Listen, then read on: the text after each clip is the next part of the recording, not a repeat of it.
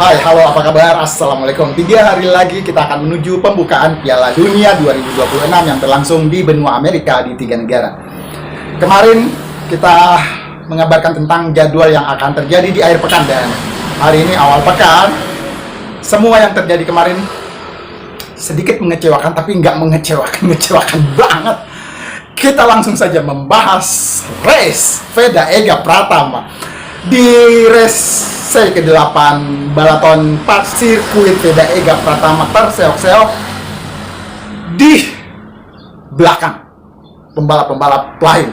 Bukan terseok-seok sebenarnya.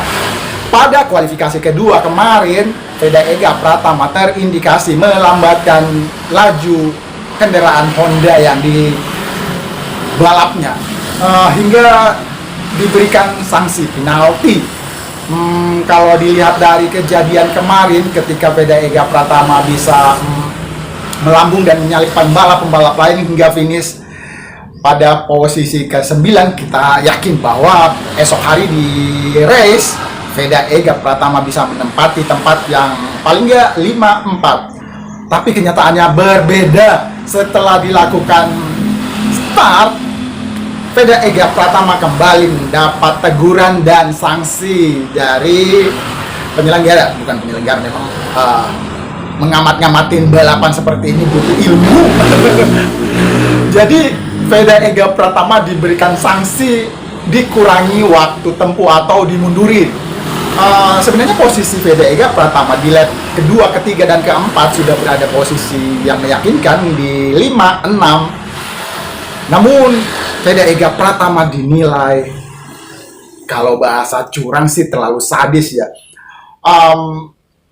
Melambankan lagi motor yang dikendarai hingga para pembalap lain agak sedikit terganggu.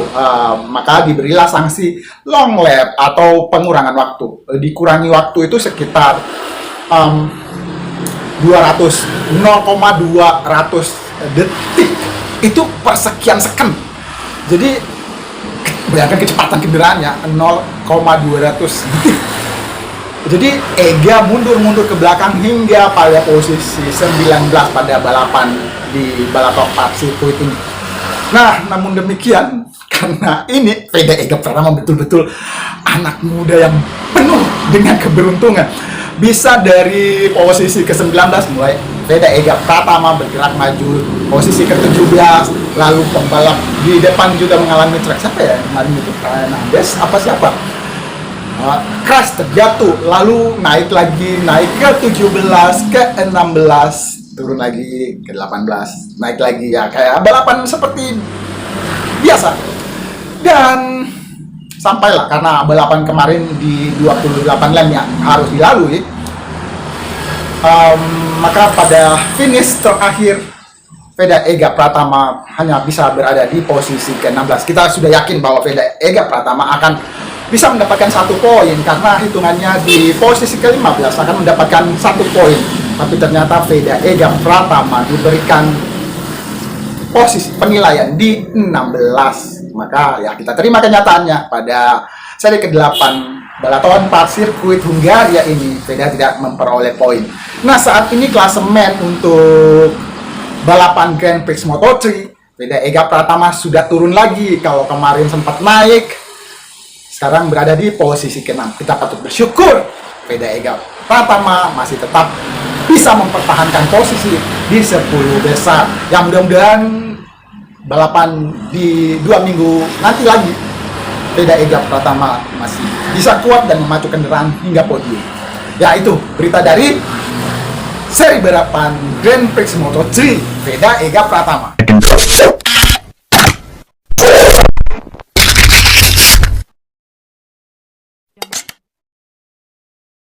Dari Istora Jakarta, dari lapangan bulu tangkis Indonesian Open Badminton 2026 yang sudah kita kabarkan kemarin bahwa akan ada perwakilan 2 wakil Indonesia di partai final, Jonathan Christie serta Indra dan Jacqueline, menempatkan di tunggal putra dan ganda putra. Keduanya kalah. Ya, ini juga mengecewakan sih. Harusnya Indonesia Open ya paling nggak 1 wakil kita menjadi juara, tapi keduanya juga kalah.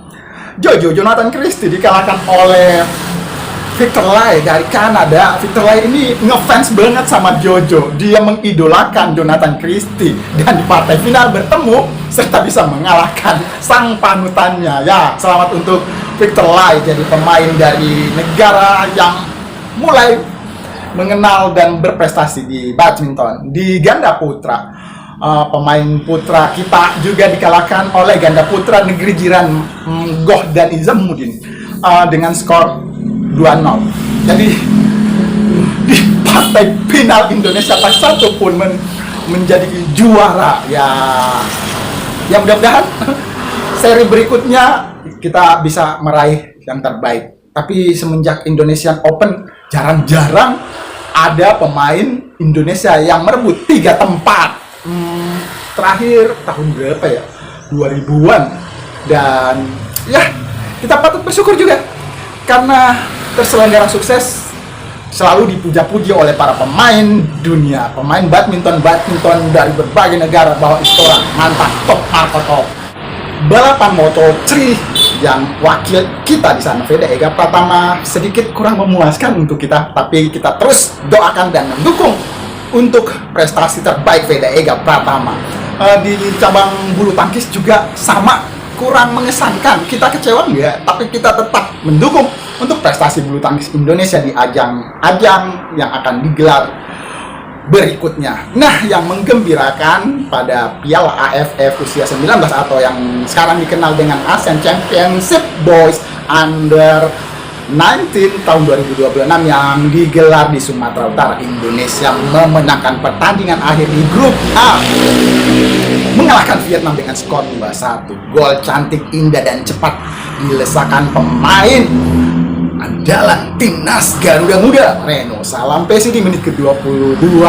Ini gol cantik, kita bahkan menonton lebih dari 3 kali, mengulang-ulang dan menontonnya. Selamat untuk Reno Salampesi, pencetak gol menghadapi Vietnam. Di babak kedua, Vietnam lebih mempercepat jalur dan laju bola di pertandingan ini.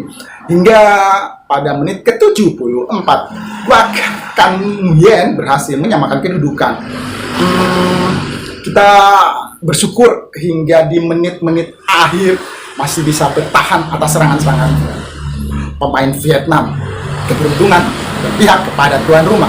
Kalau berbau wasit nggak adil karena di menit ke-90 Theo Cheming ditanduk oleh pemain belakang Vietnam hingga kesakitan berguling-guling. Ini bukan drama, tapi memang kalau dilihat dari sisi kamera ini pelanggaran dan diberilah hadiah di menit ke-90 timnas Garuda Muda, penalti dilesahkan lagi oleh Evandra Rasta. Ini gol apa ya namanya, prank bukan, tapi sepakannya begitu lamban dan pelan tapi sang kiper Vietnam menjatuhkan badan ke kanan, padahal niat Evandra itu pelan saja. Kalau niat mencetak gol dia kan kurang kencang bolanya, kita malah jengkel, bola nggak bakal masuk, ini bisa ditahan. Tapi keberuntungan berada di tim Garuda Muda. Selamat untuk tim Garuda Muda melaju ke semifinal Asian Championship Boy Under 19 2026. Nah, itu berita-beritanya. Berita lainnya dari sepak bola lagi, FIFA Match Day yang digelar di pekan bulan Juni ini. Semalam juga sudah dipertandingkan Mozambik menghadapi Oman dan skor akhir adalah kekalahan ditelan oleh Mozambik 1-4 atas Oman. Selamat kepada Mozambik karena besok akan bertemu dengan tuan rumah. Ini kayak hari ini bertanding kok bisa ketemunya besok, ini jadwal apa ini? Harusnya jadwalnya lebih panjang untuk waktu istirahat Mozambik. Tapi itulah FIFA Match Day kali ini berbeda. Nah, kita harapkan besok anak-anak asuh coach John Hirtman bisa menaklukkan dengan skor yang banyak ke gawang Mozambik. Karena kalau dipikir kita bisa mengalahkan Oman dengan skor 3-0, lalu Oman mengalahkan Mozambik dengan skor 4-1, kita harusnya bisa memenangkan pertandingan lebih dari 3-0. Ya, kita sama-sama berdoa menantikan pertandingan di esok hari. Terima kasih sudah menyimak informasi pagi hari ini, dan kita ketemu lagi setelah FIFA Match Day hari ini dan besok serta kita akan menyambut pembukaan Piala Dunia. Kita akan mengulas Piala Dunia hari-hari berikutnya. Terima kasih sekali lagi. Assalamualaikum.